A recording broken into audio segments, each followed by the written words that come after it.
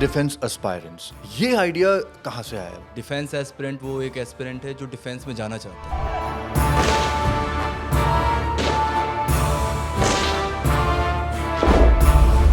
क्या क्या सिखाते हैं जो बच्चे आपके साथ एनरोल करते हैं? किस टाइप की प्रेपरेशन होती है या ट्रेनिंग होती है? आपका फाइनल गोल क्या है लाइफ में? When you are first generation entrepreneur, you learn everything, as I said. जय बॉस वाला के आज के पॉडकास्ट में आप सभी का स्वागत है। आज के हमारे जो गेस्ट हैं वो वाकई में काफ़ी ख़ास हैं। वो ऐसा काम कर रहे हैं जो बहुत सारे लोगों की मदद करेगा, इनडायरेक्टली नहीं डायरेक्टली। मिस्टर अभिषेक झा की, जो कि TDA यानी कि द डिफेंस एस्पायरेंट्स के फाउंडर हैं। ये क्या करते हैं, ये कंपनी क्यों इन्होंने खोली, इंस्पिरेशन कहाँ से मिली, ये तो हम आपको बताएंगे ही डिटेल में। लेकिन इससे पहले चलिए मिल तो ले हमारे आज के मेहमान से। Mister Abhishek, thank you so much for joining us. You're welcome. आपका बहुत बहुत शुक्रिया। Pleasure is all hours. Sir, आप प्लीज़ हमारे व्यूअर्स को बताइए कि द डिफेंस एस्पायरेंट्स ये कहाँ से शुरू हुआ, ये आइडिया आपको कहाँ से आया, क्यों आया, और आपकी इंस्पिरेशन क्या थी हमारे देश के युवकों की हेल्प करने में, मदद करने में, for them to get into defence? बहुत लंबी जर्नी है, लेकिन मैं कोशिश करूँगा इसको जितना शॉर्ट हो सके बताने का। सो डिफेंस एस्पिरेंट वो एक एस्पिरेंट है जो डिफेंस में जाना चाहता है, वो wants to contribute in Indian defence, serve करना चाहते हैं, वो वर्दी से प्यार है, देश के लिए कुछ कर गुजरने का एकदम जज्बा है जी। तो उन लोगों को डिफेंस एस्पिरेंट्स कहते हैं। और मुझे लग रहा था कि when I started this I was thinking कि क्या नाम रखना चाहिए। तो मैंने सोचा कि जो है, जिनके लिए कर रहे हैं, उन्हीं का नाम रखा जाए। तो that's how it came out के the defence aspirant academy. Okay. 2015 में ये सब कुछ शुरू हुआ when I passed my 12th and मैं नवोदय विद्यालय से निकला और मुझे डिफेंस में जाना था। It was very clear in my mind, nothing else, बचपन से ही। तो मैं चला गया प्रिपरेशन करने एंड वहाँ पे एक इंसिडेंट हुआ कि मैं हरिद्वार में डूबा। मैं अपने एक सेलिब्रेशन कर रहा था, एग्ज़ाम हमारा क्लियर हुआ था, उसका सेलिब्रेशन करने हम गए थे एंड दैट टाइम मेरे को एक चोट आई और वो बाद में जाके परमानेंट मेडिकल रिजेक्शन का कारण बनी। बट वो सपना था कि देश के लिए कुछ करना है तो फिर किया सर। फिर हमने अपना एक शुरू किया व्हाट्सएप ग्रुप से और आज 1 लाख लोगों से ज़्यादा की कम्युनिटी है। बहुत सारे बच्चे सर्व कर रहे हैं, बहुत सारे बच्चे स्पेशल फोर्स ज्वाइन कर रहे हैं। तो ये अपने आप में हर रोज़ एक मोटिवेशन देता है कि चलो ठीक है, कुछ तो कर रहे हैं देश के लिए। कुछ तो नहीं कहूँगा सर, आई थिंक आप बहुत कुछ कर रहे हैं, क्योंकि एक जो आपका सपना पर्सनल लेवल पे हो सकता है कहीं आपकी इंजरी की वजह से अधूरा रह गया था, उसे आप अब एक मच लार्जर वे में दूसरे लोगों की मदद करके पूरा कर रहे हैं, विच आई थिंक बहुत ही एक नोबल बात है। और ये इंस्पिरेशन आपकी मतलब कहाँ से आई? I understood what you said कि 12th के बाद एक एक्सीडेंट हुआ था, राइट। एंड उसकी वजह से ये पर्सनली आप इसे परस्यू नहीं कर पाए, लेकिन ये इतनी बड़ी ऐसी कम्युनिटी बनाना, ये आइडिया कहाँ से आया? सर मुझे लगता है ना, मेरे अंदर एक ड्राइव है बचपन से ही कि कुछ लीड करते हैं, डू समथिंग जो कुछ लोगों को साथ लेके आगे बढ़ें और कुछ करें और कुछ अच्छा रिजल्ट दें जी। और ये उसी का एक निष्कर्ष है, क्योंकि उस टाइम पे मुझे घर पे एक डिप्रेशन टाइप का टाइम था जहाँ पे लगा कि अब तो डिफेंस में नहीं जा सकते। तो मैंने एक ना उस टाइम पे आज तक पे एक एपिसोड आता था और मैंने उसमें पढ़ा मेजर मोहित शर्मा के बारे में जी। ही वाज अशोक चक्र, उनको सेना मेडल मिला था और एक ऑपरेशन में उनको अपनी जान देनी पड़ी थी देश के लिए। बहुत लोगों को मार के वो वहाँ पे शहीद हुए थे। तो वो स्टोरी मुझे लगा कि अगर नहीं जा पाए तो क्या हो गया, कुछ ऐसा करते हैं जो ऐसे मेजर मोहित शर्मा से ऐसे मैं इंस्पायर हुआ, ऐसे बहुत लोगों को साथ लेके चला जाए। क्योंकि जब देश है तो हम हैं, देश नहीं है तो फिर हमारा कोई वजूद नहीं है। तो उस रूट्स को पकड़ के मैंने ये शुरू किया और उन्हीं को मैं क्रेडिट देता हूँ अपने सारे सक्सेस का। और बचपन से ही शहीद आज़म भगत सिंह को हमने सुना है, पढ़ा है, जाना है। तो मुझे लगा कुछ तो एक साइड में पागलपन होना चाहिए इस चीज़ करने के लिए, और वो चीज़ मुझे लगी मेरे अंदर है तो मैंने शुरू किया एंड रिजल्ट अच्छे हैं। बहुत ही बढ़िया। I think that is perfect reason enough किसी भी चीज़ की शुरुआत करने के लिए। तो शुरुआत की अगर हम बात कर रहे हैं अभिषेक सर, ये एग्जैक्टली कब शुरू किया था आपने? 2017 वो भी एक व्हाट्सएप ग्रुप था। अच्छा। वहाँ पे मैंने कुछ बच्चों को ऐड किया। वहाँ से फिर मैंने 4 व्हाट्सएप ग्रुप में से 26 बच्चे, स्पेशल 26 निकाले एंड फिर बहुत सारे बच्चों ने NDA ज्वाइन किया उसके बाद। अच्छा। तो वहाँ से मुझे मोटिवेशन मिला कि नहीं कर सकते।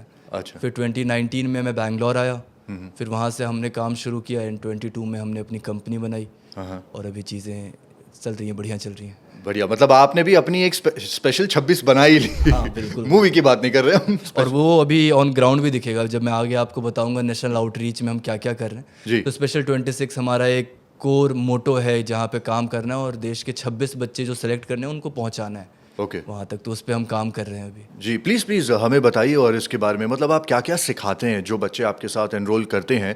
किस टाइप की प्रिपरेशन होती है, या ट्रेनिंग होती है, या ट्रेनिंग के लिए प्रिपरेशन होती है, और एग्जाम्स जो देने पड़ते हैं, मतलब स्टार्ट से लेकर के एंड तक इज समथिंग जो आप प्रोवाइड करते हैं? हाँ, मेरा मतलब हमारा टैगलाइन ये है, बच्चे को मैं हमेशा कहता हूँ कि अपने माइंड में ये रखो, एक कैप्टन विक्रम बत्रा जिनके ऊपर शेरशाह मूवी बनी थी, जी। उनका एक मोटो था, उन्होंने एक बार कहा था वॉर के टाइम में, ये दिल मांगे मोर। तो उसी से मैं बचपन में बहुत इंस्पायर हुआ था उस टैग लाइन से। तो जब मैं प्रिपेयर करता था तब मैंने कहा था ये दिल मांगे यूनिफॉर्म।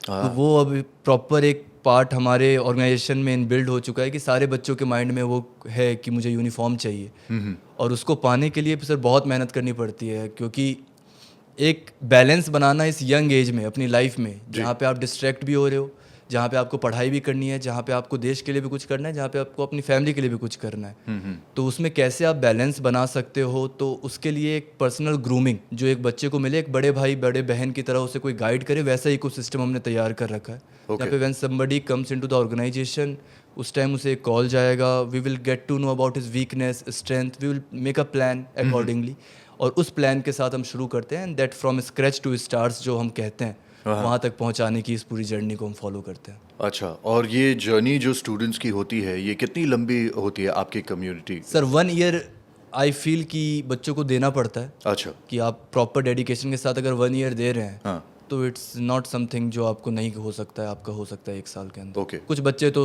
मेहनती होते हैं, बचपन से उनका एकेडमिक्स बहुत अच्छा होता है, तो 3 मंथ्स 4 मंथ्स 5 मंथ्स में कर लेते हैं। अच्छा। But 1 year is an ideal time to crack it. तो 1 साल मतलब टोटली वर्थ इट है, क्योंकि जब आप एक इतना बड़ा डिसीजन अपनी लाइफ का ले रहे हैं, जब आप आर्मी में जाना चाह रहे हैं, डिफेंस में जाना चाह रहे हैं, तो जितनी प्रिपरेशन हो उतनी कम लगती है मेरे हिसाब से। एम आई राइट? बिल्कुल बिल्कुल बिल्कुल। और मुझे ऐसा ये भी लगता है कि ये जो सर जर्नी है, ये बहुत पार्ट्स में बटी है। पहले आप जब सोचोगे इसके बारे में, तो आपको पता चलेगा कि आप कौन कौन से एग्जाम्स के लिए एलिजिबल हो। If somebody is in 9th 10th 11th 12th, तो वो फोकस करते हैं एनडीए, नेशनल डिफेंस एकेडमी, जहाँ से देश के जितने भी चीफ निकलते हैं, आर्मी नेवी एयरफोर्स, वो एनडीए से ही निकल के आते हैं। अच्छा। तो वो हम उनका फर्स्ट फोकस रहता है, जैसे मेरा था। वहाँ पे अगर कोई फेल करता है तो फिर यूपीएससी ग्रेजुएशन में जब आप हैं, तब एक सीडीएस करके एग्जाम निकलता है, आप उसे अपेयर कर सकते हो। ओके। तो वो 1 ईयर 1.5 ईयर का ट्रेनिंग पीरियड होता है, तो वो भी एक रास्ता है एयरफोर्स ज्वाइन करने का, आर्मी नेवी ज्वाइन करने का। बाकी मिलिट्री के बाद पैरा मिलिट्री है, जहाँ पे आप बीएसएफ, सीआरपीएफ, सीआईएसएफ, आईटीबीपी, ये सब आप एक as an assistant commandant join कर सकते हो। तो ये एक अलग मोड है। तो ये सारे मोड का सर मुझे लगा कि एक डिफेंस ओरिएंटेड ऑर्गेनाइजेशन होनी चाहिए, जो सिर्फ यूनिफॉर्म एग्जाम्स को कैटर करे, ओके। जहाँ पे कुछ मिलावट ना हो, जहाँ पे पता है कि हम देश के लिए हमें क्या करना है, किन लड़कों को भेजना है, किन लड़कियों को भेजना है, और उनका क्या स्टैंडर्ड होना चाहिए। ओके। वो स्टैंडर्ड सेट करते हैं हम लोग सर, और पूरी टीम मिलके वही काम करती है। ओके, और इस हिसाब से आप 40 से ज़्यादा यूनिफॉर्म्स के प्रिपरेशन आप करवाते that is an hour vision, कि Okay. हमें इंडिया के जितने यूनिफॉर्म ओरिएंटेड एग्जामिनेशन हैं, वो पुलिस हो, पैरामिलिट्री हो, मिलिट्री हो, इन सबको कैटर करना है। अभी हम लोग मिलिट्री पे फोकस्ड हैं। अच्छा। बहुत जल्दी हम लोग शुरू करेंगे, जहाँ पे पैरामिलिट्री भी स्टार्ट करेंगे, एंड फिर पुलिस एग्जाम्स की तरफ एंट्री लेंगे। आई थिंक काफ़ी तेज़ी से आप बढ़े आगे, वो भी बहुत दूर नहीं है दिन। नहीं, मैं तो लग रहा है मैं रुक गया बीच में। अच्छा। अभी एचएसआर में मैं आपको बताता हूँ, 8 मई 2022, हाँ। तो मेरी लाइफ में कुछ ऐसे ऐसे इंसिडेंट हुए हैं ना, जो एक बहुत बड़ा इम्पैक्ट छोड़ के जाते हैं। और उस रात में मैंने एक कर्नाटका रत्न कहिए आप उन्हें, कैप्टन नवीन नगप्पा हैं, जिन्होंने कारगिल वॉर की लड़ाई लड़ी थी। अच्छा। तो मैंने उनको फ़ोन किया, मैंने कहा सर मैं एक इनॉग्रेशन कर रहा हूँ ऑफिस का, और आपको बुलाना चाहता हूँ। तो बोले अरे बिल्कुल मैं आऊँगा। और फिर हमारे एक मेजर विशाल सर हैं, वो भी सीडीएस क्लियर किया था उन्होंने, तो उनको मैंने कहा कि सर आप भी आ जाइए। तो उन लोगों को चीफ गेस्ट बुलाया हमने, पूरे बच्चे जितने बैंगलोर के बच्चे हैं वो भी आए, एंड बहुत अच्छा, मतलब वहाँ से मुझे लगा कि this is we are going to level up from here जी। और उस रात में फिर हमारे पूरे ऑफिस में एक ऐसी चोरी हुई जिसका सारा सामान जितना भी हमने बाय किया था ऑफिस के लिए, बाकी हम दोनों का, मेरा और अक्षय सर का, वो सब कुछ वहाँ से गायब हो चुका था। तो सुबह हम लोग फिर से फर्श पे आ चुके थे, फिर वहाँ से फिर से बिल्ड किया है, एंड फिर चीज़ें थोड़ी बेटर की हैं। एंड आपके ऑफिस में चोरी हो गई? और आई थिंक उसके बाद मैंने कोई भी मीडिया इंगेजमेंट मेरा नहीं है। उसके बाद मुझे लगा कि मुझे फिर से बिल्ड करना है, और आज मेरे पास फिर से वो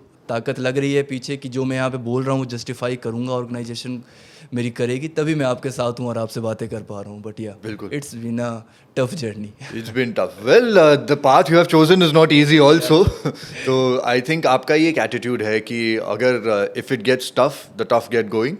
So आने दो, 100%. bring it on. 100%. So आज की डेट में sir, how many students would you say have already joined you or have already passed out of your academy and have joined the defense also? I can proudly say that in every wing right now, one TDN is is serving there. Okay. तो हर एक wing में हमारा लड़का है, हमारे बच्चे हैं. और ये जो जर्नी है ना सर, मैं आपको वही बता रहा था, रिटर्न के बाद जो इंटरव्यू वाला पार्ट है, जी. दैट इज़ 5 days प्रोसेस, जहाँ पे सिलेक्शन रेशियो 1% से भी कम है जितने बच्चे जाते हैं. ओह. तो वहाँ से फिर आप सेलेक्ट होके फिर आप मेडिकल के लिए जाते हो. मेडिकल में 70% बच्चे सेलेक्ट होते हैं, 30% वहाँ भी रुक जाते हैं. अच्छा. तो हम उनका जो सिलेक्शन प्रोसेस है हाँ. वो बड़ा टफ है. तो उसमें हमने अभी तक मोर देन 4000 स्टूडेंट्स हमारे यहाँ पे आए हैं अभी तक, जब से हमने शुरू किया है. जी. जिसमें से मोर देन 700 बच्चों ने एग्ज़ाम क्लियर किया है एंड मोर देन 100 बच्चे आज सर्व कर रहे हैं. They got recommendation from interview also, they got medically secured and they are serving right now. और कुछ बच्चों ने स्पेशल फोर्सेज भी ज्वाइन किए है जिन्होंने मेरे साथ काम भी किया है. तो समथिंग मैं भी उनसे इंस्पायर होता हूँ, वो भी मेरे से इंस्पायर होते हैं. तो एक फैमिली को सिस्टम तैयार किया है जिस पे हम सारे काम कर रहे हैं. तो this is the selection ratio right now. That's really impressive. अगर आप कह रहे हैं कि इतने सारे बच्चे सिलेक्ट हो चुके हैं, वो वर्थ इट हो जाता है. राइट. एंड ये जो आपकी एकेडमी में ये है, ये बेंगलोर में है या वेयर एग्जैक्टली इज इट? हमारा हमेशा से मोटो यही था, क्योंकि मैंने जैसा आपको बोला कि मेरे को ऐसा है कि ज़्यादा से ज़्यादा लोगों तक इम्पैक्ट हो उस चीज़ का जो मैं कर रहा हूँ. तो मुझे पता था कि ऑफलाइन करूँगा तो ये लोकल बेस्ड ही रह जाएगा. और यहाँ पे मेरा जो बैकग्राउंड है वो इतना साउंड नहीं है कि जो मैं चाहूँ मैं कर सकता हूँ. मुझे हर चीज़ दिन रात मेहनत करनी पड़ेगी, कमानी पड़ेगी और तब उसको एग्जीक्यूट करना पड़ेगा. जी. तो मेरे लिए इंस्टाग्राम कहिए, आप यूट्यूब कहिए या फेसबुक, इस सोशल मीडिया को मैंने अपना वेपन बनाया. मैंने अपनी आवाज़ पहुँचाई और मुझे लगता है मोर देन 50 वेटरन्स हमारे प्लेटफॉर्म पे आए. उन्होंने अपना इंसाइट बच्चों को बताया, एक मोटिवेशन दिया. और जब से मैंने मार्टियस इनिशिएटिव को शुरू किया तब से एक अलग ऊर्जा आई ऑर्गेनाइजेशन के अंदर कि हम शहीद के बच्चों के लिए भी वही करेंगे जो हम बाकी बच्चों के लिए कर रहे हैं. अच्छा. तो वहाँ से चीज़ें बदली और हमारा ऑनलाइन सेटअप है और हम चाहते हैं कि इंडिया के हर एक पार्ट तक हम लोग पहुँच पाएँ. ओके. और हेड ऑफिस हमारा बैंगलोर में हेड ऑफिस. ऑलराइट. और इसी बात पे मैं आपसे पूछना चाहता हूँ और मैं चाहता हूँ कि हमारे व्यूअर्स जो है वो भी इस बात को जाने अभिषेक झा सर के बारे में कि आपने मेंशन किया मार्टर्स के बच्चों को आप हेल्प करते हैं.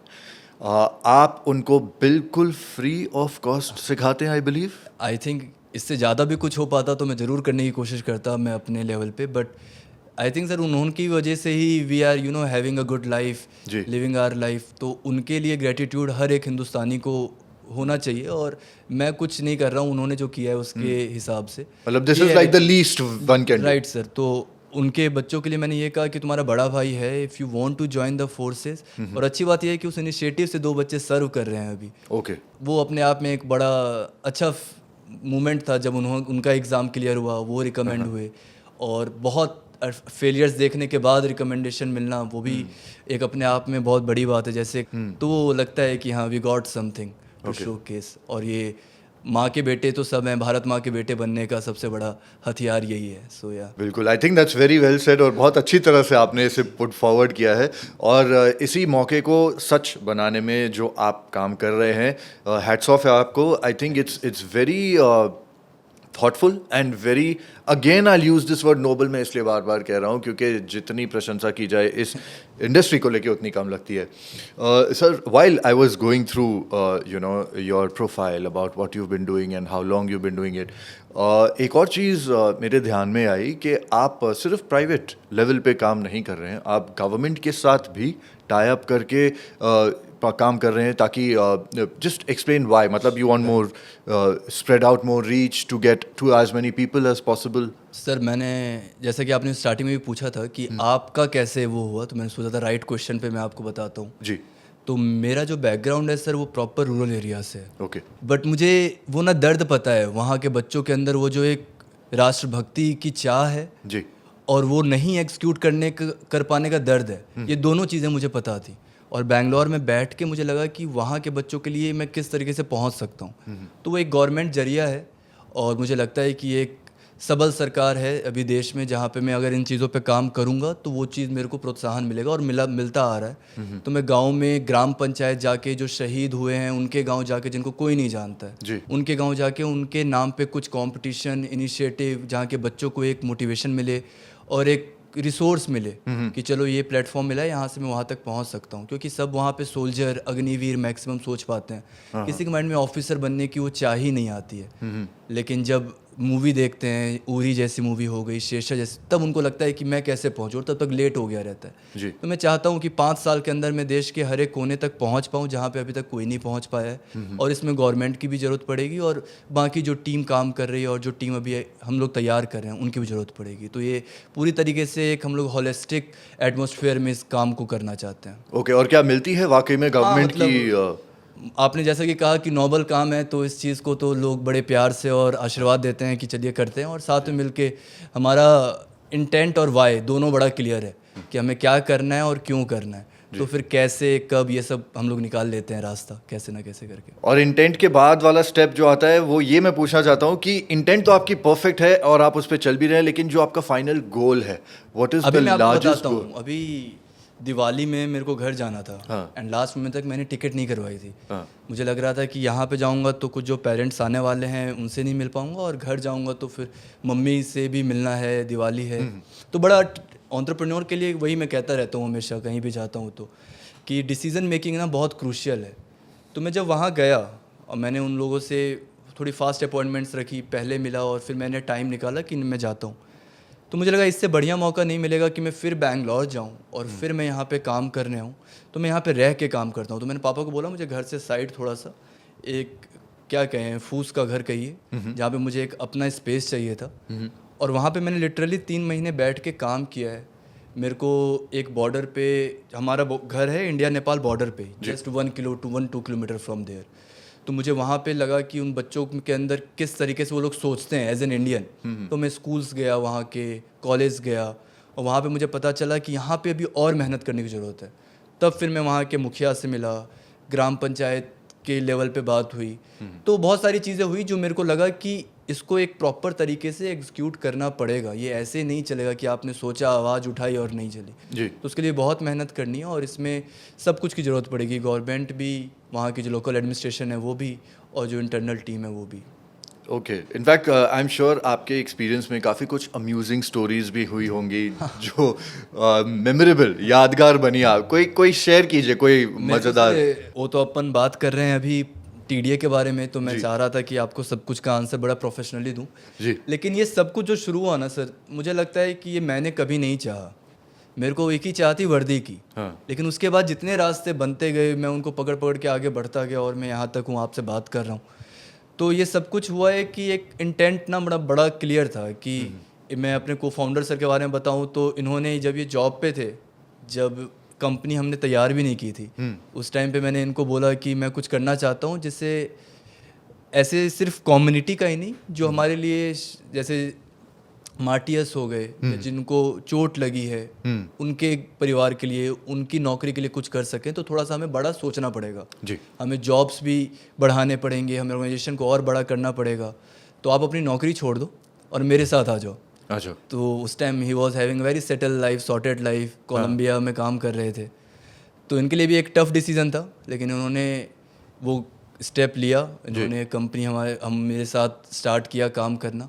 और फिर वहाँ से जब आपके साथ एक इंसाइटफुल लोग जिनके पास एक्सपीरियंस है वो लोग आते हैं, बाकी जितने बोर्ड मेंबर्स हैं वो सारे 1-2 वेटरन्स हैं जिन्होंने बचपन से ही मेरे को वो चीज़ इंस्पायर करी है। और खासकर जब मैंने शुरू किया काम करना तो वेटरन्स का बहुत बड़ा रोल रहा। अच्छा। बहुत सपोर्ट किया, क्योंकि उन्हें देखा कि ये छोटा सा लड़का क्या करना चाह रहा है, उन्होंने ग्रो होते हुए देखा है मेरे को। तो वो एक ग्रेटिट्यूड रहता है और उन लोगों की वजह से ही। एक मैं छोटा सा स्टोरी बताता हूँ आपको। जी जी। अभी 3 महीने के लिए मैं घर गया हुआ था, तो मैंने अपने दोस्तों को बोला कि अभी तो मैं यहीं पे हूँ और मुझे गांव तक पहुँचना है, तो पहले अपने गांव को जानते हैं। हाँ।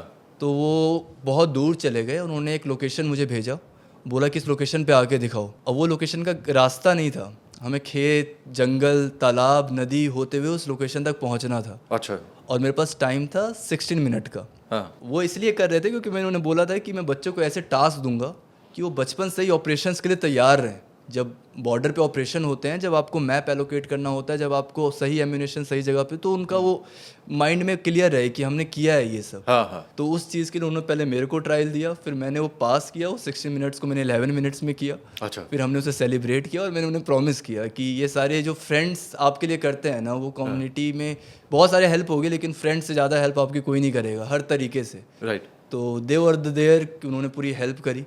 और अभी मुझे लगता है कि अब जब मैं इस काम को शुरू करूँगा ऑन ग्राउंड, तो मुझे और क्लियरिटी मिल चुकी है और उससे और बेहतर काम कर पाऊँगा। Okay, this is funny, it's amusing. हाँ, मतलब वो लोगों ने मेरे को कहा कि तूने सोचा था हाँ। तो हमने एग्जीक्यूट कर दिया, कि पहले तू खुद पास करेगा तब तो किसी और से पास करवाएगा। हाँ, ये बात तो सही है। तो उन्होंने पहले मुझे उस जगह बुलाया। हाँ। बोला कि उन्हें तो लगा था कि नहीं हो पाएगा, कोई चांस ही नहीं है, क्योंकि ये बैंगलोर में रहता है, कहाँ ये इधर कर पाएगा। हाँ। लेकिन मैंने उसे 11 मिनट में पूरा करके, उन लोगों तो सब ताली बजा रहे थे, वाह क्या बात है। तो मतलब अगर आपने 11 मिनट में से पूरा किया, आप खुद कितनी सालों से ट्रेन कर चुके हैं अपने आप? मैं आपको दिख ही रहा होगा, मतलब मेरे को एकदम पसंद नहीं है मेरे ऊपर फैट का 1% भी आ जाए। जी जी। और अभी तो मैं आपसे बात कर रहा हूँ, मैंने सर को भी नहीं बताया, रवि सर को। मैं 10 दिन में मेरे 2 एक्सीडेंट हुए हैं। अच्छा। एक कार ने ट्रक को मारा तो उसमें मेरी इंटरनल इंजरी हुई। और मैं सोया हुआ था। मैं पूरे दिन काम करके आप कार में बैठते हो तो थोड़ी देर आपको नींद आ जाती है। दूसरा भी 2 दिन पहले कि स्कूटी वाले ने मारा, तो मैं बड़ा, और फिर मैं जस्ट बेड रेट से उठ के आपके पास आपने नजर उतारी है? हाँ, कोशिश मैंने नहीं घर बदल लिया अभी। अच्छा। जस्ट मैंने कहा इस घर में नहीं रहना, चलो दूसरा घर करते हैं। तो अभी पूजा वूजा करेंगे, बट ये चीज़ें हुई हैं। और अभी पहला काम मैं बेड रेस्ट से उठ के मैं यहीं पे आया हूँ आपसे मिलने। तो मैंने सर को भी नहीं बताया। Wow, thank you so much. आप अपना टाइम एक्चुअली Work is निकाल के work, लाए। हाँ, sir। वर्क इज वर्क, एकदम बिल्कुल फोकस्ड बिल्कुल। आपका ये गोल है। इनफैक्ट सर, ये कुछ और बताइए, एक पीपीपी प्रोजेक्ट्स, ये क्या होता है? इस पे अगर थोड़ी आप लाइट डालें हमारे व्यूअर्स। 3 साल पहले मिला था जनरल वीके सिंह सर से, जी। जो इंडियन आर्मी के चीफ रह चुके हैं, अभी मिजोरम के गवर्नर बने हैं। अच्छा। तो उनसे मेरी ना 10 मिनट का कन्वर्सेशन हुआ उनके साथ। और वो उन्हीं के आइडल, ये मेरे जो आइडल हैं मेजर मोहित शर्मा, उन्हीं की डेथ सेरेमनी पे हम सारे आए हुए थे। और वहाँ पे उनसे मुलाकात हुई तो उन्होंने मुझे कहा कि इस थॉट को ना बचा के रखना, क्योंकि जब आप टाइम के साथ आगे बढ़ोगे ना, तो इस थॉट में बहुत सारी मिलावटें आएंगी। कोई कुछ बोलेगा, कोई कुछ बोलेगा। अच्छा। तो आपको फोकस रहना है कि आप कहाँ तक पहुँचना है, आपको क्या करना है। तो बड़े कम उम्र में अगर ऐसा इंसाइट मिल जाए आर्मी चीफ से, तो आपको बहुत चीज़ों की अंडरस्टैंडिंग हो जाती है कि वो क्या कहना चाह रहे हैं। तो अब मेरा ये प्लान है कि मैं स्टेट्स, जैसे राजस्थान गवर्नमेंट से हमारी बात चल रही है और अभी सर गवर्नर बने वहाँ पे, तो मैं वहाँ भी कोशिश करूँगा कि हम पहुँचे, कि स्टेट गवर्नमेंट के साथ या स्टेट एजुकेशन के साथ अगर टीडीए कोलैब करती है, तो वहाँ के बच्चों में जो एक डिसिप्लिन होगा, वो जो एक फिटनेस होगी, जिसकी बात स्कूल्स में नहीं होती है ज़्यादा। एक पीटी पीरियड को गेम्स पीरियड बना के छोड़ दिया गया है। तो वहाँ पे उस नेशनल हीरोज़ के बारे में बताया जाए, वॉर वेटरन्स के बारे में बताया जाए। तो ये सारी चीज़ें मुझे लगता है स्कूल में ऐड होनी बहुत ज़रूरी हैं। और वो जो एक सिलेक्शन रेशियो है अर्बन एरियाज़ का ज़्यादा रूरल एरियाज से, in terms of defence education as an officer, उस पर भी काम करना बहुत ज़रूरी है। और उसके लिए मुझे लगता है ये पीपी प्लान पे हम काम करेंगे, तो वो जो एक बीच में गैप आता है अर्बन एरिया रूरल में, उसमें हम उसको हम कम कर सकते हैं। बिल्कुल, ये एक्चुअली ये बात बहुत सही है। बदकिस्मती से भारत में स्कूल्स में गेम्स ही होती हैं। Right. पीटी के नाम पर भी बेसिक लेवल की थोड़ी सी अगर एक्सरसाइज हो जाए, लेकिन कोई एडवांस लेवल की ऐसा ऑप्शन है नहीं। एंड ये भी होना चाहिए एटलीस्ट एक लेवल के आगे जाके, बिल्कुल 10th के बाद 8th के बाद वॉट। और मैं ये 3 सालों जो मैंने किया है, मैं उनसे मिल के ये बताना चाहता हूँ कि सर आपके एक स्टेटमेंट ने मेरी इस 3 साल की जर्नी में, क्योंकि उस चोरी जो मैंने आपको बताया उसके बाद आई थिंक मेरे पास कुछ बचा नहीं था करने के लिए। मैंने सब कुछ लगा के वो सारी चीज़ स्टार्ट की थी और फिर से अपने आप को खड़ा किया। 3 महीने नेशनल आउटरीच पे जाके काम किया और फिर आपके साथ बात कर रहा हूँ और टीम काम कर रही है। तो मेरे लिए फिर से है कि मैंने रीबिल्ड किया है चीज़ों को। और इस बार जो कॉन्फिडेंस है वो पुराने कॉन्फिडेंस से बहुत ज़्यादा है। बिल्कुल। तो हमें करना ही करना है, there is no plan B नहीं है। कुछ नहीं है इसमें, करना ही करना है अभी यहाँ से। बिल्कुल। इनफैक्ट मैं खुद भी कहना चाहूँगा कि मैंने सुना था, मैं आर्नल्ड श्वार्ज़नेगर का बहुत बड़ा फ़ैन हूँ, तो उन्होंने ना अपने टेड टॉक में कहा था कि जिन लोगों का प्लान बी होता है ना, उनको प्लान ए में विश्वास नहीं होता, इसलिए वो प्लान बी रखते हैं। तो that's the worst thing to do. तो आप जो कह रहे हैं, I think that's absolutely right. Sir मेरे को तो पता ही नहीं है, प्लान ए के बाद भगवान ने जैसे रास्ते दिखाए, मैंने कहा ये मुझे करना है और मैं चलता गया। क्योंकि ज़्यादा चीज़ें आप ही सोच लोगे तो फिर भगवान क्या सोचेंगे आप। बिल्कुल। तो हम अपनी मेहनत और नीयत पे ध्यान देते हैं, बाकी रास्ते निकल जाते हैं। सो सो सर ये बताइए कि आज की तारीख में जो जितनी जर्नी लंबी आपने कवर की है फ्रॉम 2017 टिल डेट, कितने लोग अब आपके साथ आपकी टीम में हैं, आपके लिए काम कर रहे हैं, आपके साथ काम कर रहे हैं? आई थिंक अभी करंट में मेरे पास जो टीम है उसमें 10 लोग हैं अच्छा। जो front end and back and दोनों पे काम कर रहे हैं। बाकी जो हमारे डायरेक्टर्स हैं, बोर्ड मेंबर्स हैं, वो लोग काम करते ही हैं और वो लोगों के साथ बैठ के आप डिस्कस करते हो कि आप किस रास्ते लेके जा रहे हो अपने ऑर्गेनाइजेशन को।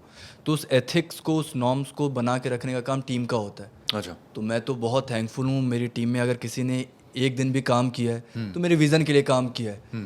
तो जितने लोगों ने भी काम किया उनको मैं बड़ा हमेशा एक ग्रेटिट्यूड रहता है मेरा कि आप लोगों ने काम किया। बाकी अभी हम लोगों के साथ 10 लोग काम कर रहे हैं और इस साल के लास्ट तक हम लोग 50 का आंकड़ा टच करेंगे कि हमें 50 लोग चाहिए इस पूरे जो हमारा विज़न है जिस पे हम काम कर रहे हैं जी। उसको काम को सही से एग्जीक्यूट करने के लिए। Okay okay. एंड मैं ना एक्चुअली हमारे व्यूअर्स के लिए ये सवाल करना चाहूँगा कि मान लीजिए कोई है एक युवा जो डिफेंस में जाना चाहता है, आर्मी में जाना चाहता है। अब जहाँ तक मैं समझ रहा हूँ 2 ऑप्शंस हैं आज की डेट में in this situation. One is कि वो डायरेक्टली अप्लाई करें और जो प्रोसेस है उसके थ्रू जाए। द अदर इज़ जो आपने एक नया रास्ता खोला है जो आपके थ्रू और प्रिपेयर होके जाए। तो मेरा सवाल व्यूअर्स के लिए ये होगा कि उनके चांसेस काफ़ी हद तक चेंज होते हैं, लेकिन स्टेटिस्टिकली जो ट्रेनिंग वो वैसे ही करने वाले हैं अगर वो डायरेक्टली ज्वाइन करते हैं कंपेयर टू आप क्या उससे थोड़ी सी ज़्यादा स्ट्रेनुअस ट्रेनिंग करवा के उनको इस चीज़ के लिए प्रिपेयर करवाते हैं? और ये आपने बहुत अच्छा क्वेश्चन बोला कि अगर कोई लड़का हाँ या अगर कोई बच्चा, अगर कोई एस्पिरेंट, तो ये मैंने ना रूट्स देखा कि यहाँ प्रॉब्लम कहाँ आ रही है। सबसे पहले शुरुआत में बच्चों को यही नहीं पता है कि वो कौन कौन से एग्ज़ाम्स के लिए एलिजिबल हैं, वो कौन कौन से सर्विस के लिए एलिजिबल हैं। ओके। तो इस बार जो मैंने अपना एक नया LMS तैयार किया, लर्निंग मैनेजमेंट सिस्टम, उसमें एक डोमेन ऐड करवाया कि जहाँ पे बच्चा अपना नाम, एज, स्टेट और वो जहाँ जाना चाहता है उसकी क्वालिफिकेशन क्या है ये चीज़ें मेंशन करे तो उसके पास एक डेटा आ जाएगा कि you are eligible for this examination. जी। अब उसे उस एग्जाम्स में क्या करना है उसका हम लोग पूरा डेटा दे देंगे।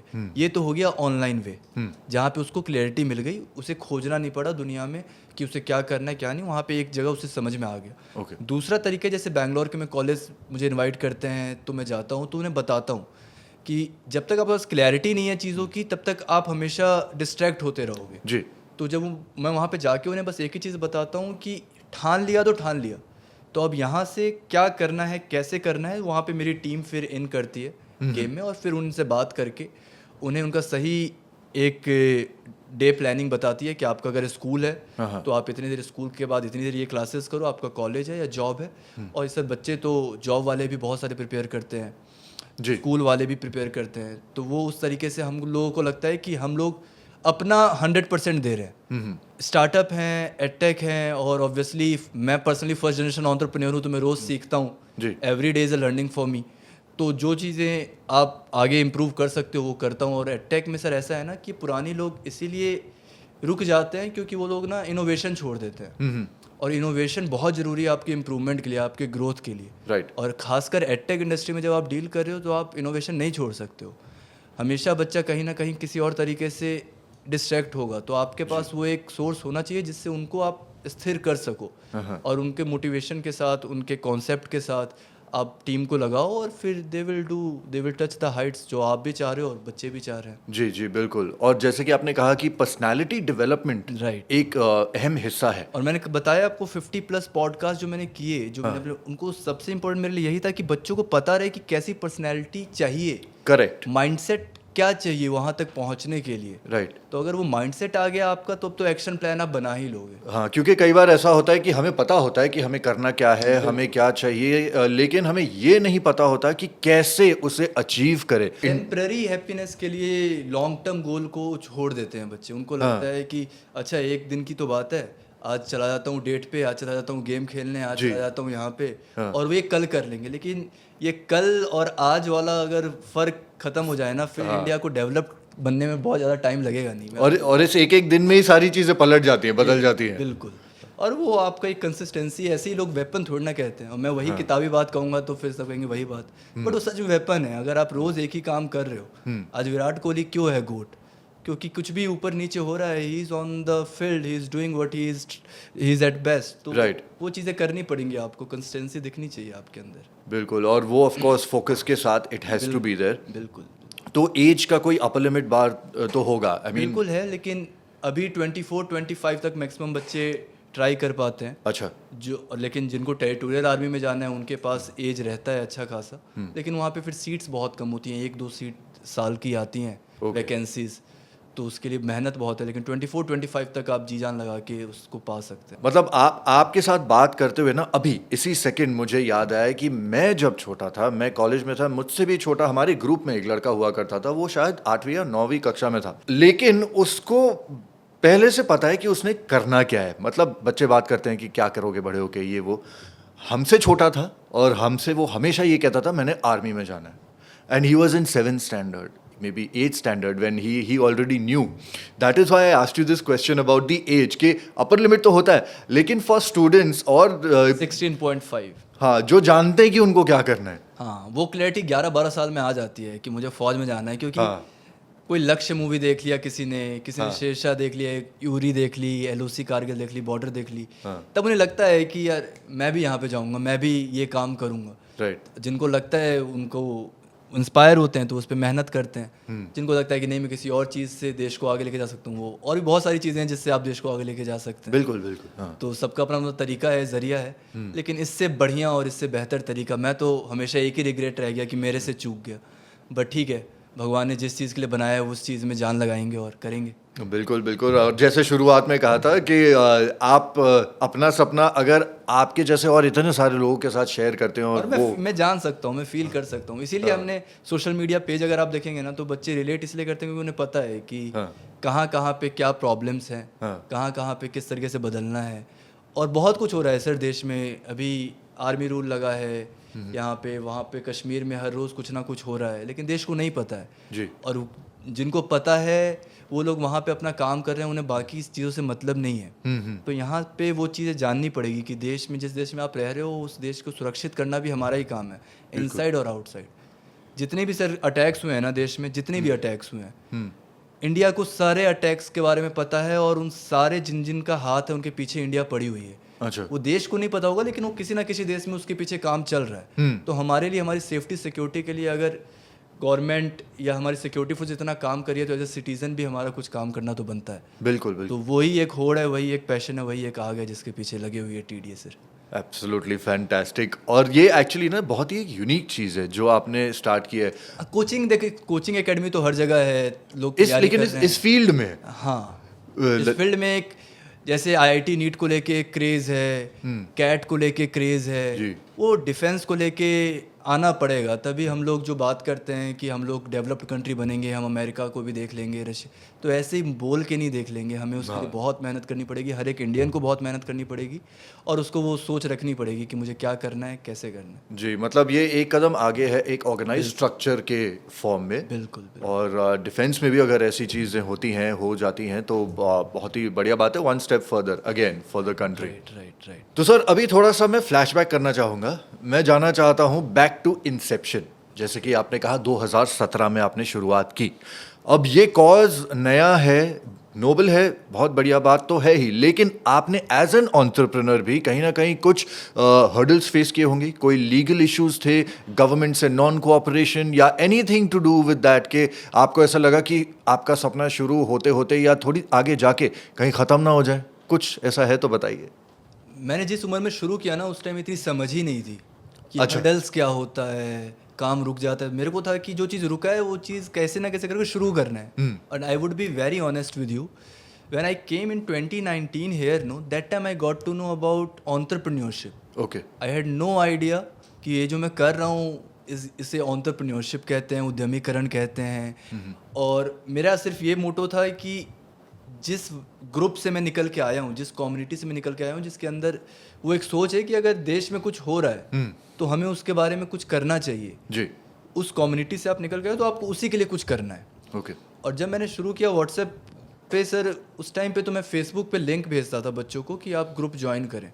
बट ये था कि खुद के ऊपर इतना कॉन्फिडेंस था क्योंकि एग्ज़ाम क्लियर करके आए थे, 10th में ऐसे ही मेरे बड़े भाई ने कहा कि तू फेल हो जाएगा। वो कॉलेज से आया था हाँ, और दिवाली की छुट्टी में, और मेरे से एक टेस्ट लिया, बोला फेल हो जाएगा। और फिर मैंने पागल की तरह सर पढ़ाई की और मैं डिस्ट्रिक्ट टॉपर बना और मैंने न्यूज़पेपर में अपनी फ़ोटो देखी। अच्छा, तो मेरे लिए था कि जब जब मैंने खुद को चैलेंज दिया है तो फिर मैं वहाँ से एक्सेल करके ही बाहर निकला हूँ। ओके, तो वो चीज़ें दिखी और 2017 के बाद 2019 में हम यहाँ पे आ गए। सबसे बड़ा हर्डल मेरे लिए यही था कि 2022 का जो इंसिडेंट हुआ ना, उसके बाद चीज़ें बहुत बदल गई, क्योंकि उससे पहले मैं चीफ सर से भी मिल चुका था, डिफेंस मिनिस्टर सर से भी मिल चुका था। तो मेरे लिए चीज़ें थोड़ी आसान थी, लेकिन वहाँ से फिर से चीज़ों को ट्रैक पे लाने के लिए थोड़ा सा हर्डल करना पड़ा, but it's part of life. और जहाँ तक बात है लीगल्स की, तो sir when you are first generation entrepreneur you learn everything as I said. तो मैंने जितनी भी हर्डल्स आई, वो हमारे इन्वेस्टर्स हों या हमारे लीगल कॉम्प्लियंसेस हों, तो मुझे उतना नहीं टेंशन लेनी पड़ी, क्योंकि जितने लोग मेरे आसपास हैं, जितने लोग साथ में हैं, वो लोग एक्सपर्ट हैं इन सारी चीज़ों के। और सभी तो सपोर्टिव उन्हें पता है कि मैं क्या करना जानता हूँ, उन्हें पता है वो क्या करना जानते हैं। तो they are doing their job and I am doing my job. Okay. So because किसी नई चीज़ में जब आप शुरुआत करते हो, ना कोई कंपेटिटर होता है, ना कोई पेयर होता है जिससे आप, या जिनकी गलतियों से आप सीख सके, तो ये सारी चीज़ें आप खुद ही। मैंने सर सीखा है अपने, अगर 100 बच्चों में से अगर किसी एक बच्चे ने कुछ रिव्यू दिया या फीडबैक दिया जो मुझे इम्प्रूव करना चाहिए, जी, मैंने उससे बहुत कुछ सीखा है। अच्छा, क्योंकि जब हमने शुरू किया था उस टाइम मैं खुद हैंड रिटन नोट्स तैयार करता था, और उसके बाद फिर मुझे पता चला कि बच्चों को इसकी भी ज़रूरत पड़ेगी, क्योंकि मेरे को तो समझ में आ जाता है कि क्या करना है, लेकिन सारे बच्चों का इंटेलेक्ट मेरे से ज़्यादा भी हो सकता है, मेरे से कम भी हो सकता है। जी, बिल्कुल, तो वो जब आप बच्चों के साथ बैठते हो, उनके साथ सेशंस लेते हो, तो फिर एक करेक्शंस मिलते हैं और उस पर आप काम करते हो। तो मुझे लगता है we are now good to go. कोई गवर्नमेंट हमें साइन करे या कोई हमें डिस्ट्रिक्ट साइन करे या कोई गांव साइन करे, हमारी टीम तैयार है सारे काम को एग्जीक्यूट करने के लिए। Okay. And while we are on this note, फिर आपसे पूछ लेता हूँ मैं, हमारे व्यूअर्स के लिए और बच्चों के लिए जो ज्वाइन करना चाहें आपको, किस किस्म की फ़ीस होती है जो आप चार्ज करते हैं किसी बच्चे की इनरोलमेंट के लिए? तो अभी जो राइट नाउ हमारा सिनेरियो है उसमें हम लोग 4,999 रुपीज़ हम लोग चार्ज करते हैं 1 ईयर के लिए। ओके, तो किसी को ये भी नहीं, क्योंकि अगर हमें ये भी देखना है कि कोई किसान का बेटा भी है, जी, और हमें ये भी देखना है कि कोई lawyer, police officer, defence officer का बेटा भी है, और उन सबको एक साथ पढ़ाना है।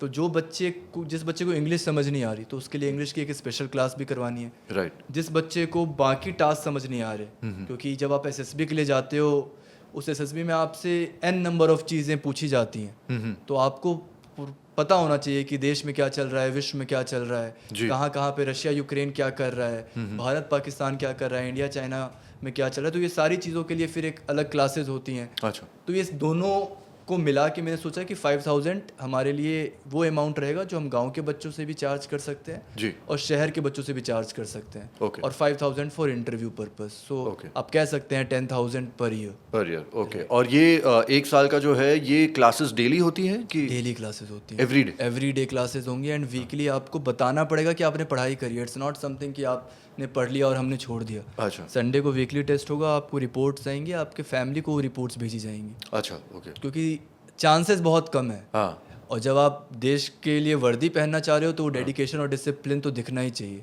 बिल्कुल, तो वो दिखेगा तभी आप फटाफट पहुंचोगे, अदरवाइज टाइम लगता है। बच्चों को खुद ही जब होता है सेल्फ रियलाइजेशन, हाँ, वो ज़रूरी होता है। तो जब उनको वो लगता है तो फिर वो एग्ज़ाम क्लियर करते हैं। बिल्कुल। और आपके जितने भी बच्चे अब तक आए हैं, ज़रा बताइए कि आपके साथ ऐसा हुआ है कि अरे कहीं। एक स्टोरी मैं आपको बताता हूँ। हाँ, बहुत बहुत इंस्पायरिंग स्टोरी है एक बच्चे की। जी, हम एनडीए की बात कर रहे हैं, ठीक है। NDA national defence academy Pune में खड़गवासला में है। हाँ, तो वहाँ के जो कमांडेंट थे, तो उनका एक बेटा फ़ोन किया मुझे कि सर मुझे एयरफोर्स में जाना है। तो उस टाइम मुझे नहीं पता था कि उसके पापा एनडीए में है। हाँ, और अगर मुझे पता रहता तो शायद मैं उसको अलग तरीके से एंटरटेन करता कि अरे भाई आप मुझसे क्यों पूछ रहे हो, आपका तो इकोसिस्टम ही वही है, आप तो वहीं रहते ही हो। जी, तो उसने बोला कि सर मेरा सब कुछ आर्मी के, मेरे को एयरफोर्स में जाना है, बताओ क्या करना है। और ये मैं बड़े आपको इनिशियल डेज़ की बात बता रहा हूँ। तो मैंने उससे बोला कि तुझे किसी भी ऑपरेशन में जाने से पहले ना उस एरिया के बारे में जानना पड़ता है कि कहाँ पे क्या है, कहाँ पे हमें कैसी हेल्प मिल सकती है, कहाँ पे हमें डिफेंस मिलेगा, कहाँ पे हमें अटैक मिलेगा। तो आप ना पहले अपने सिलेबस को बाइबल समझो, जी, उसे 3 बार लिखो, तो आपको पता आना चाहिए कि आपका बैटल जोन क्या है, क्वेश्चन इसी में से आने हैं। तो लिटरली उस लड़के ने 3 बार उस सिलेबस लिखा, फिर उसने फर्स्ट अटैम्प्ट एग्ज़ाम क्लियर किया, फिर जाके इंटरव्यू क्लियर किया। बाद में मुझे पता चला कि वो तो कमांडेंट सर का बेटा है। अच्छा। और थोड़े दिन पहले एयरफोर्स डे पे वो एयरफोर्स चीफ को स्कॉट कर रहा था, तो when he was doing those sort of things no, मुझे गूजबम्स आ रहे थे कि इसको मुझे याद है कि from the very first call to scouting air force chief, that is something which made your day happy and your organisation happy. Right, absolutely, I mean it's commendable, achievement से कम नहीं है ये, ऐसी कोई बात। तो अपने लड़के जब मतलब यहाँ तक पहुँचते हैं तो मेरे को तो लगता है कि हाँ ठीक है। पर ऐसे भी लड़के मिलते होंगे जो डिस्ट्रैक्ट हो जाते हैं, बहुत सारे, ऑब्वियसली वो तो आपको हर जगह मिलेंगे जी। लेकिन अगर मेरे से लुक कनेक्शन में है, क्योंकि मेरा भी अब ऐसा हो गया है कि डेली 15-20 कॉल्स आपके शेड्यूल हैं कि आपको इस बच्ची से बात करना है, इस बच्चे से बात करना है, और मेरा थोड़ा तरीका अलग है। मैं ऐसे उनको मोटिवेशनल स्पीकर की तरह या एक इंस्ट्रक्टर की तरह नहीं, जी। मैं उनकी ज़िंदगी में घुसना चाहता हूँ, मैं पता करता हूँ कि कहाँ कहाँ पे क्या दिक्कतें हो रही होंगी, and then I try to solve those things out, और चीज़ें काम की हैं and they are serving right now, so obviously it's a great feeling. I am sure, क्योंकि यंगस्टर्स के लिए डिस्ट्रैक्शंस की कमी नहीं है, मोबाइल फोन्स, इंटरनेट, गेम्स, ये वो। और देखिए ना, मैंने भी तो वही सहारा लिया जब चीज़ों को आगे लेके जाना था, बट मुझे पता था कि मुझे किस तरीके से काम करना है जी। और जिस दिन वो क्लैरिटी मिल गई उसके बाद से फिर मैंने पीछे मुड़ के देखा नहीं। आई थिंक सब कुछ चला जाता है इस जर्नी में, लेकिन आपका टिके रहना बहुत ज़रूरी है, फिर से वो चीज़ें वापस आएंगी and you will have a life. तो ये प्रोसेस है and we trust the process. Absolutely. And आपसे सर ये भी पूछना चाहूँगा कि आपने अपने मेंटर का नाम लिया, but I am sure there must be more than 1 or 2 people जो आपको इंस्पायर करते हैं। माई ब्रदर, एल्डर ब्रदर, हाँ, वो भी मुझे लगता है कि जो मैंने लाइफ देखी है बाहर जाके और दुनिया देखी, अलग अलग एकेडमीज़ गया हूँ, डिफेंस की एकेडमी जहाँ मैं खुद ट्रेनिंग लेता था, वो सब कुछ मेरे बड़े भाई ने किया है मेरे लिए। तो वहाँ पे जाके आपको फील होता है कि आपका वर्थ क्या है इस चीज़ों का, आपके बड़ा भाई आप पे इतने एफर्ट्स कर रहा है, तो you have to do something for him. And life में भी अगर कुछ भी, क्योंकि किसी ना किसी एज में सबका हार्ट ब्रेक होता है, हर सबको लगता है कि अब क्या करूँगा, तो बड़ा भाई was there for me and he help me a lot throughout the journey. Okay, that's nice. And in fact, since we are on this crucial topic, सबको पता ही है, ज़्यादातर आपको ज़्यादा और डिटेल में पता होगा, लेकिन कंट्री के रिलेशंस पाकिस्तान के साथ कैसे हैं या फिर चाइना के साथ कैसे हैं, तो 26/11 के बाद आपका क्या टेक था? बिकॉज ये एक बहुत ही एक क्लोज टू हार्ट वाला एक इमोशन हो जाता है कि जो हुआ वो कितना गलत हुआ। तो एनीथिंग आप कहना चाहेंगे ऐसी किसी इंस्टेंस? सर, इंटरनेशनल रिलेशंस जहाँ तक मेरे पीओवी की बात है, मुझे लगता है कि पाकिस्तान हो या चाइना हो या कोई भी हमारा पड़ोसी मुल्क हो, उन सबको अगर हमें एक जवाब देना है तो जब हम सब साथ रहेंगे जी, जब एक आवाज़ जाएगी ना पूरे कंट्री की कि इस मुद्दे पे कंट्री इस तरीके से स्टैंड करती है। अब मैं एक छोटा सा एग्जांपल आपको देता हूँ। हम बैंगलोर में बैठे हुए हैं जी, आप आउट ऑफ 10 5 लोगों को भी मेजर संदीप उन्नीकृष्णन सर के बारे में नहीं पता होगा। वो अशोक चक्र थे, उन्होंने 26/11 में होटल में घुस के लड़ाई की, मारा टेररिस्ट को, and people don't know about it. What I have done on in my domain कि मैंने उनके लिए एक स्क्वाडन तैयार किया कि जो बच्चे होंगे वो एक स्क्वाडन में जाएंगे तो उनको पता रहेगा कि मेजर संदीप उन्नीकृष्णन कौन है, उन्होंने क्या किया जी। और देश ने उसके बाद कैसे रिलेशन बदले आपको पता है।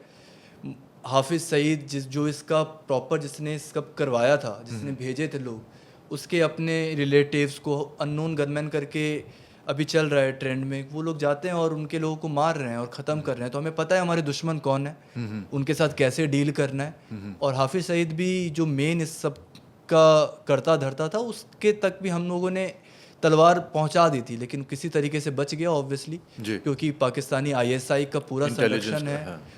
और पाकिस्तान के साथ क्या सर, ISI के साथ जैसे रिलेशन है वैसे पाकिस्तान के साथ रिलेशन होंगे, क्योंकि ISI चलाता है पूरा देश।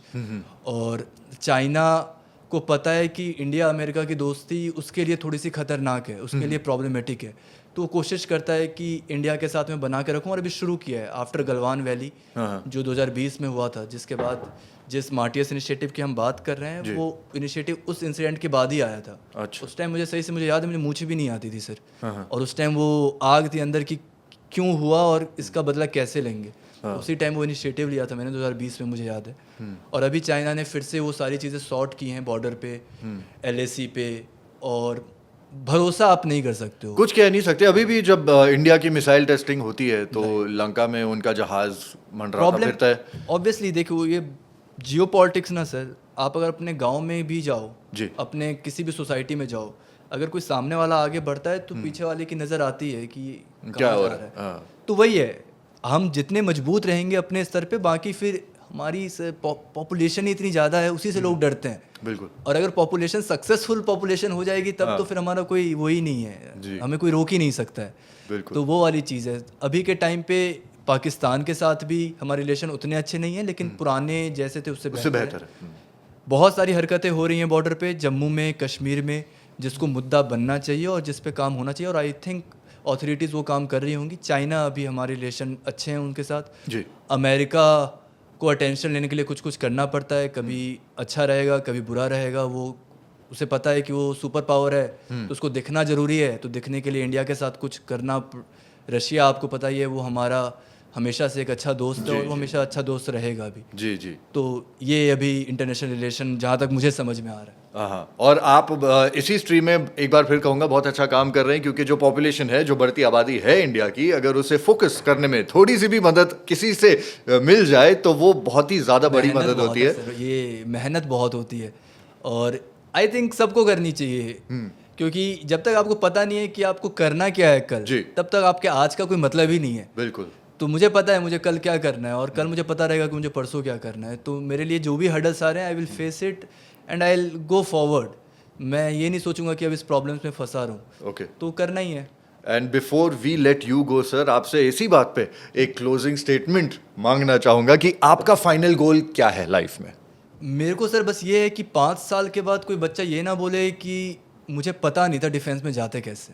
हाँ। तो इस प्रॉब्लम को मुझे 5 साल के अंदर ना जड़ से मिटाना है, और उसके लिए मैं 24 घंटे में, अगर मुझे 24 घंटे काम करना पड़ेगा हाँ। तो वो भी करने के लिए मैं तैयार हूँ। मेरी मम्मी बोलती है कि मर जाएगा ऐसे काम करेगा तो, खत्म हो जाएगा, कुछ नहीं बचेगा। मैंने कहा जब तक मैं कर पा रहा हूँ तब तक करूँगा, उसके बाद तो फिर लाइफ में फैमिली है, सब कुछ देखना है। बट ठीक है, अभी 3-4-5 साल लगे हैं, करेंगे इसको। वाह वाह, मैं काफ़ी इंस्पायर्ड फील कर रहा हूँ आपसे बात करके कि कितना अच्छा विजन है आपका। एंड आपके जैसे कुछ और लोग भी अगर इस बढ़ती आबादी के देश में आ जाए तो डेफिनेटली। और एक मैसेज मैं ज़रूर देना चाहूँगा प्लीज़ इस पॉडकास्ट के थ्रू। जी। खासकर साउथ इंडिया ने मुझे अभिषेक झा, मिस्टर अभिषेक झा बनाया है, और मैं बड़ा ग्रेटिट्यूड है मेरा इस शहर के लिए, इस बैंगलोर सिटी के लिए। And people talk so much about it कि कभी ऐसा कभी वैसा। बट मैं हमेशा यही कहता हूँ कि if you have your intent is good, no, then things will obviously good in your life. Right. And it happens क्योंकि मेरे साथ हुआ है और मैंने वो ग्रोथ देखी है। इवन इफ जो भी हुआ, उसके बाद मेरे को लगा कि यहाँ के एटमॉस्फेयर में ना वो एक एनर्जी है कि आपको आगे बढ़ना है। बिल्कुल। और ये अगर इकोसिस्टम पूरे हिंदुस्तान में आ जाए कि हमको पता है कि हमें आगे बढ़ना है, तो फिर तो क्या बात है। तो हम लोगों को इसको एम्ब्रेस करना चाहिए, अप्रिशिएट करना चाहिए। And we all should feel like Indian. ये भाषा, ये रंग, ये कपड़े, ये सब सेकेंडरी है। Identity is Indian, that is primary thing, and we all should focus on it. Absolutely, we are all Indians at the end of the day and that's what matters. Right. चाहे आप north में हैं, south में हैं, कहीं पे भी है। तो वही होता है कि आपको ये भी पता होना चाहिए कि अगर कोई आपके लिए देश पे लड़ रहा है तो उसके लिए भी, अगर उसके साथ कुछ हो रहा है तो उसका दुख भी आपको होना चाहिए। अगर आप खुशी में साथ हैं, अगर कोई, हम लोगों ने जंग जीती है, तो अगर हमारे जम्मू कश्मीर में जो भी हो रहा है तो ये सब पता होना चाहिए देश को। बिल्कुल। तो ये एक है जिस पे मैं काम कर ही रहा हूँ, साथ में जो कर रहा हूँ। And thank you so much, आपने इतना अप्रिशिएट किया मेरे काम को और मेरी टीम को। बिल्कुल बिल्कुल सर, प्लेजर तो हमारा है, आपसे बात करने का ये मौका मिला है। सो एक बार फिर से धन्यवाद करना चाहूँगा आपका। Thank you so much for joining us today. Thank you so much. जय हिंद। जय हिंद। बॉस वाला, बी द बॉस।